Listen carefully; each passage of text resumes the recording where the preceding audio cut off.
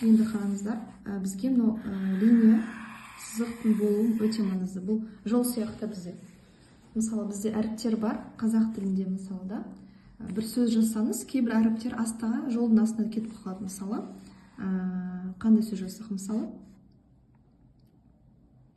аяз деп жазады, иә? З әріпінің асты, астыңғы құйрығы астыға түсіп кетті, иә, жолдың асты. Мысалы да. Немесе қар деп жазсақ, қ әріпінің құйрығы тоже астыға кетеді негізінен, иә? Р әріпінің асты тоже сызықтың астына кетіп қала береді, мысалы да, сол бұл жазба ретінде. Енді араб тілінде дәп солай. Бізге мынау сызық не үшін керек? Мен сіздерге жай ғана нені көрсетейін, мысал ретінде жай жазсақ, каллиграфиямен емес. Мысалы, әлиф ол сызықтың үстіне жазылады. Каллиграфияда астың жағы сәл астыға түсіп кетуі мүмкін. Да? Болады. Бә әріпі ненің үстіне жазылады? Сызықтың үстінде, ал нүктесі сызықтың астына түсіп кетеді, мысалы да. Тә әріпі толығымен ненің үстінде, строканың үстінде, сызықтың үстінде, сә әріпі де солай. Джим әріпі, мысалы біздің сызық болса, оның бас жағы сызықтың үстінде, қалған астыңғы жағы, мына жағы ненің астына түсіп кетеді, сызықтың астына. Сол сияқты ха әріпі және ха әріптері. Каллиграфия жазған кезде тоже бізге сызықтың болғаны өте маңызды. Мысалы, әлифті каллиграфиямен жазатын болсақ, қараңыздар, карандашты ұстаған кезде оны бір қисайтып ұстау керек та, былай түзу ұстамаңыздар. Сәл андай бір 30 градусқа нетіп түсіріп, оны жазу керек сізге.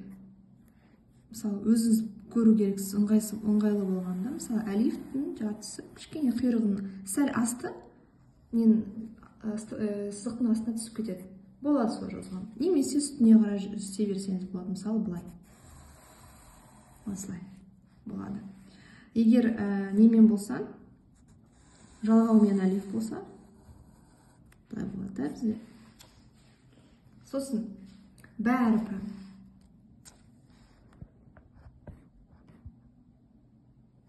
Бә әріпі, мысалы, жазған кезде, мен бір қыздың жұмысын тексерген кезде байқадым. Бұл 11 жастағы қыз болғаннан кейін қатты қатал болмаймыз, сондықтан қараймыз ең басты ереже да. Мысалы, мына жерден 2 точка өзіңізге істеп алдыңыз, сосын астыға түсеміз. Ол осындай болмау керек, круглый болмау керек, мұндай домалақ, ол қате болып табылады. Домалақ болмау керек, ол сәл қисайып тұрған болу керек та, мұндай домалақ, идеальный домалақ болмау керек. Сосын мына жерден, 2 точкадан сіз мына жаққа қарай өтесіз. Қысқа болмау керек бә әріпі. Мысалы, былай. Мұндай бә әріп болмайды. Мұндай бә әріп болса болмайды.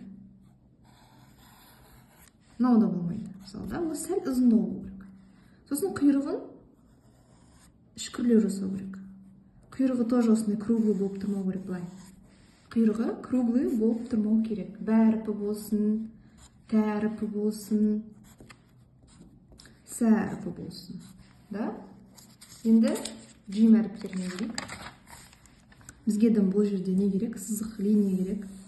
Орысша строка деп аталады. Жол ғой ол жерде. Жол.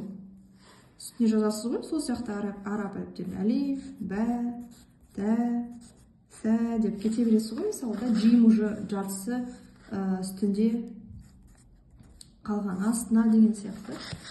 Каллиграфияны дәп солай. Джим әріпін жазған кезде біз оның бас жағын былай астыға түсіп кетесіз да, былай деп. Сәл ыңғайсыз жазуға болып тұр кішкене. Джим әріпі, мысалы. Құйрығы ішкірлеу болу керек. Мысалы, басында джим әріпінің сөздің басында жазылу тек бас жағын ғана аламыз да. Осын ғана ала саласыз, мысалы да.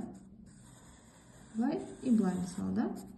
Джим басында жазылу.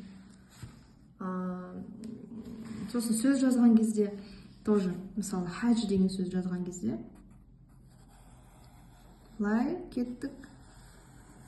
Құйрығын үстіге қарай көтеріп жүріңіз, мындай түзу құйрық жасамай ақ қойыңыз. Бұл енді